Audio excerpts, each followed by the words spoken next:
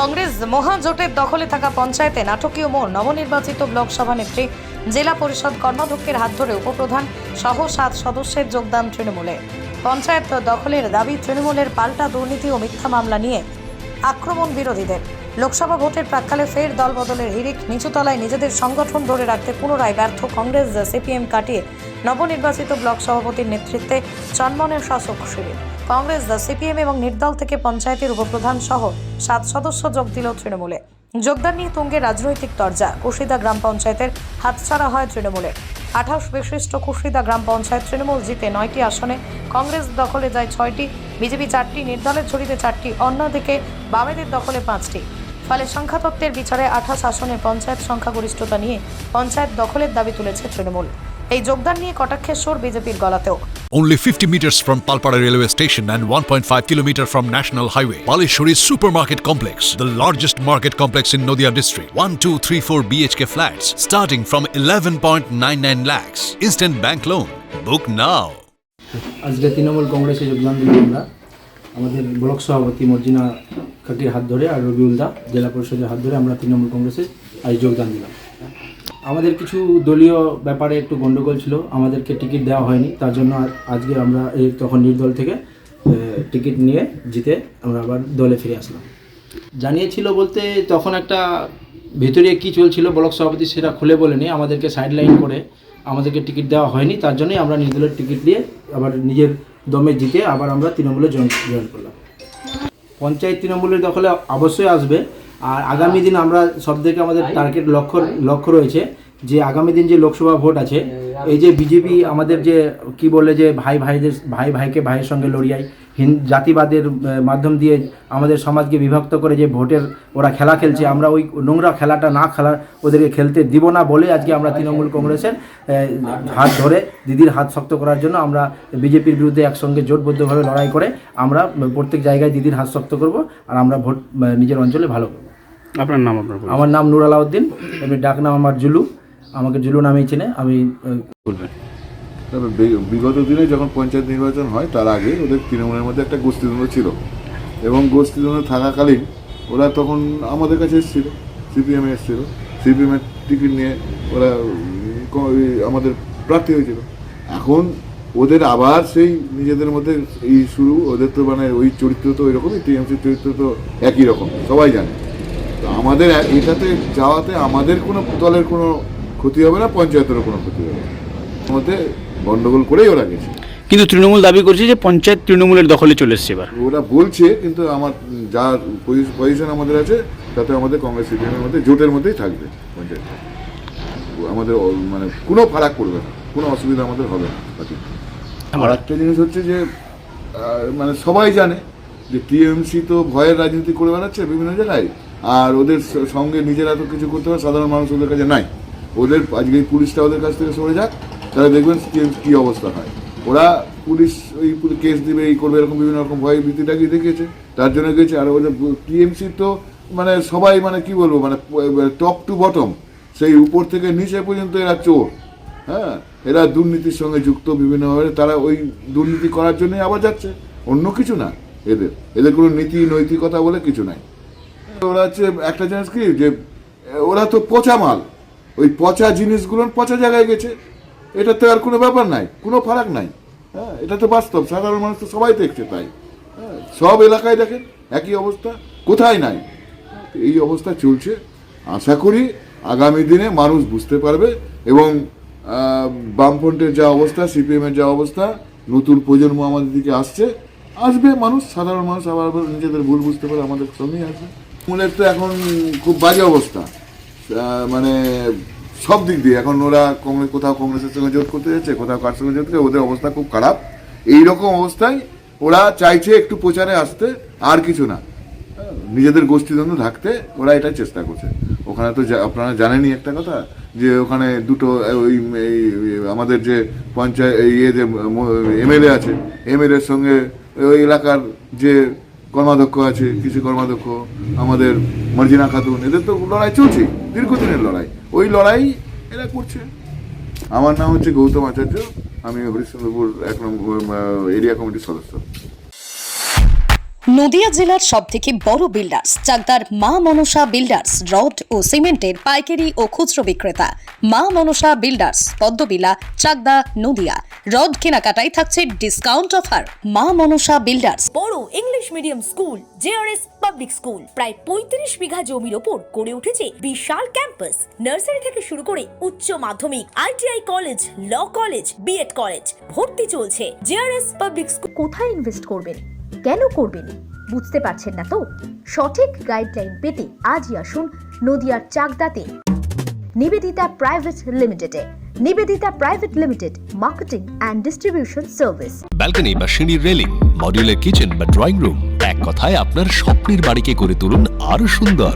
Chakdah ply centre, gorgeous look বা quality সবেতেই number 1। Chakdah ply centre, Chakdah ply centre, KBM Chakdah Nadia. হোমওয়ার্কটা করেছো? হ্যাঁ স্যার। এ বাবা, ভুল করেছো কেন? চোখে কেমন ঝাপসা দেখছি, লিখতে আর পড়তে খুব সমস্যা হচ্ছে। চাকদার মডার্ন অপটিক্স থেকে ভালো চোখের ডাক্তার দেখিয়ে নাও। প্রতিদিন প্রকৃত চোখের ডাক্তার ও দৃষ্টি বিশেষজ্ঞ মডার্ন অপটিক্স চাকদহে। জিও, রিয়েলমি,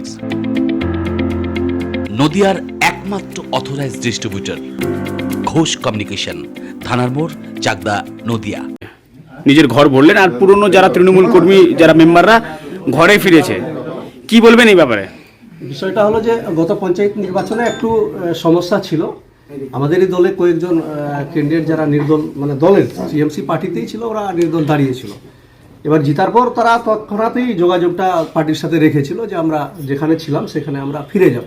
পাশাপাশি আজকে ডেভেলপমেন্ট বলতে তো কোনো কিছু নেই, যা করছে এই সরকারি গভর্নমেন্ট। আজকে কংগ্রেসের 2জন এবং বামফ্রন্টের, কংগ্রেসের 3টা এবং বামফ্রন্টের 1টা, ওরাও 4 জন যোগদান করেছে এবং আমাদের নির্দল টোটাল 7 থেকে 8 জন মেম্বার আজকে এখানে দলে যোগদান করলো। এখন মেজরিটি পার্সেন্ট 28 জনের মধ্যে আমাদের যেহেতু 9 জন ছিল, এখন 16, অর্থাৎ কুশিদা যে জিপি এখন কিন্তু আর জোটের দখলে থাকলো না, মানে মেম্বারদের সংখ্যা গরিষ্ঠতার বিচারে।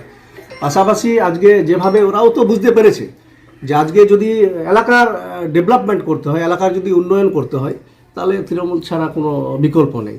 হ্যাঁ, আপনারা দেখছেন যে প্রত্যেকটা জায়গায় পথশ্রী বলেন, এসআরডি বলেন, আরআইডিএফ, ডাব্লিউবি, এসআরডিএ থেকে নিয়ে শুরু করে বিভিন্ন জায়গায় একের পর এক কন্টিনিউ প্রক্রিয়া কিন্তু স্টেট গভর্নমেন্টের একটা চলছে। আজকেও আমরা 3টা রাস্তা উদ্বোধন করব, কারণ টানা প্রসেস কিন্তু চলছে। রাজ্য সরকার এত টাকা, আজকে মোদি যতই টালবাহানা করুক, যতই আমাদেরকে স্টেট গভর্নমেন্টকে বঞ্চনার শিকার করুক, কিন্তু দিদি যেহেতু আছে, অভিষেক ব্যানার্জি আমাদের সেনাপতি, আজকে লেবারদের 100 দিনের টাকা স্টেট গভর্নমেন্ট নিজের খাত থেকে কিন্তু দিচ্ছে।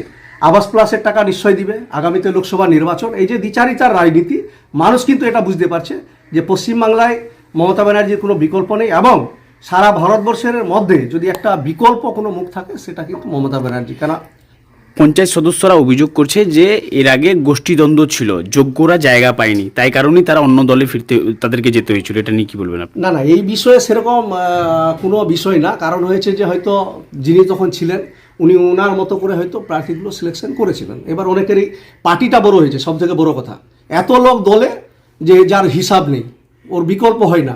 আমি আগেও বলেছি, আজকেও বলছি, দলে প্রচুর লোক। অতএব এই দলে এত লোক জনসংখ্যা হয়েছে যে একটা বুথে দাঁড়াতে কম করে 10 জন ডিমান্ড।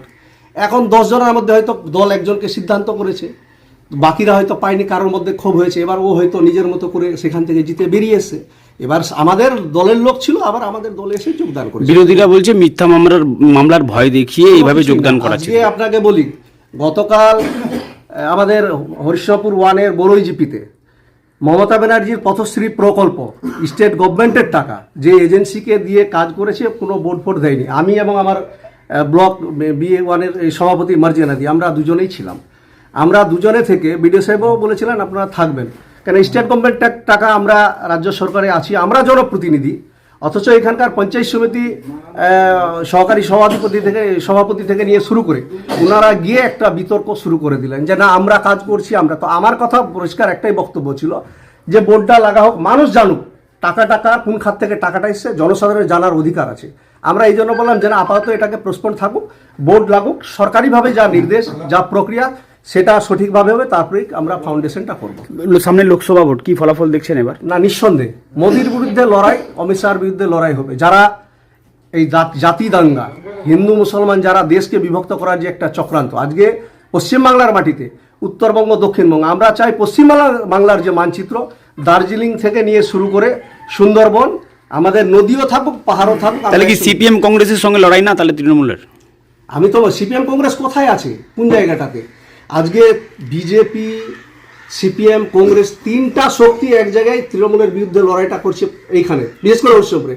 আজকে আপনাকে বলি, হরিশ্চন্দ্রপুর 7টা জিপি সব জায়গায় ওই জোট করেছে বিজেপিকে নিয়ে। আজকে যারা যে কংগ্রেস বলছে বিজেপির বিরুদ্ধে আমাদের লড়াই, তো আজকে কেন কুশিদা জিপিতে বিজেপিকে নিয়ে ভোট হলো, কি কারণ?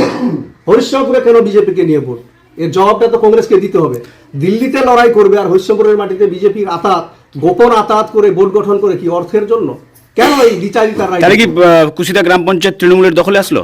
নিঃসন্দেহে আজকে মেজরিটি পার্সেন্ট মেম্বার, প্রধান এখন নিজে কলার গাছের মতোই থাকবে, কারণ আমাদের তো এখানে 7 জন আর 9 জন, 9 7 16, 28-এর মধ্যে যদি 16 চলে আসে তাহলে অটোমেটিক তো আর সেই জায়গায় প্রধানের কোনো ইয়ে থাকবে না। আপনার নাম, আপনার পরিচয়? রবিউল ইসলাম, মালদা জেলা পরিষদের কৃষি সেচ ও সমবায় কর্মাধ্যক্ষ। শুনলাম যে কুশিদা গ্রাম পঞ্চায়েতে কয়েকজন নির্দলের মেম্বার ছিল, তারা তৃণমূলেরই ছিল, তৃণমূলে আবার হয়তো ফিরে যাচ্ছে। তো এতে আমাদের কোনো মাথা ব্যথা নেই, কারণ আমরা স্বচ্ছভাবে পঞ্চায়েত চালানোর জন্য ওদেরকে ডেকেছিলাম। এরা স্বচ্ছভাবে চালানো অভ্যস্ত না, এরা কাটমানি খেয়ে অভ্যস্ত, আর আমরা কাটমানিতে সেটাতে প্রশ্রয় দেবো না। এগুলোতে ওরা মানে পোষাচ্ছে না ওদেরকে, এই জন্য ওরা আবার তৃণমূলে ফিরে যাচ্ছে কাটমানি খাওয়ার জন্য। আর প্রশাসনকে হাতে করে আর কিছু লোক দেখিয়ে মানুষকে নিয়ে যাওয়ার জন্য এরা আরও আমাদেরও লোককে চেষ্টা করছে। আমাদের মানুষজন যাবে না, সবাই জানে যে আমাদের মানে বিশেষ করে জোটের সরকার, আমরা স্বচ্ছতাভাবে কাজ করি, মানুষের সেবায় কাজ করি। আর এরা কাটমানি খেয়ে অভ্যস্ত হয়ে গেছে বলে আবার এরা ওই একই ব্যাপার কাটমানিতে ফিরে যাচ্ছে। পুলিশকে হাত করে এরা সাধারণ মানুষকে ভয় দেখাচ্ছে, আমাদের মেম্বারকে বিভিন্নভাবে হ্যাকেল করার চেষ্টা করছে, বিভিন্নভাবে লোভ দেখাচ্ছে, বিভিন্নভাবে মিথ্যা মামলায় সাধারণ মানুষকে জুড়ে দিচ্ছে, মেম্বারদের জুড়ে দিচ্ছে, ভয় পাচ্ছে সাধারণ মানুষ বলে তারা ফিরে যাচ্ছে হয়তো। আর আমরা তো জানি তৃণমূলের লোক ছিল, ওরা নর্দমা থেকে এসেছিলো, আবার নর্দমায় ফিরে গেছে। আমাদের এতে কোনো মাথা ব্যথা নেই, এটা যাবে, আমরা জানতাম আগে থেকে। জোটের পঞ্চায়েত ছিল কুশিদা গ্রাম পঞ্চায়েত, কিন্তু এখন তৃণমূল দাবি করছে যে তৃণমূলের দখলে চলে, সেটা নিয়ে কি বলবেন? না, এখনও সম্পূর্ণভাবে তৃণমূলের দখলে যায়নি। তৃণমূলেরই কয়েকজন মেম্বার নির্দল থেকে দাঁড়িয়েছিল, বিক্ষিপ্ত মেম্বার, তারা আবার ওই একই জায়গায় কাটমানি খেতে পাচ্ছিল না। অনেক দিন থেকে আমরা এগুলোকে সতর্ক করছিলাম যে না, স্বচ্ছভাবে মানুষের পরিষেবা দিতে হবে। তারা এগুলো এদের মানে কাজ করতে পারতো না, এরা স্বচ্ছভাবে কাজ করে অভ্যস্ত না, এই জন্য আমার নিজের জায়গায় ফিরে গেছে। আমরা এতে আমাদের কোনো মাথা ব্যথা নেই এতে। আমার নাম আব্দুল সোবহান, কংগ্রেস অঞ্চল প্রেসিডেন্ট, বনভূমি কর্মাধ্যক্ষের সামনে।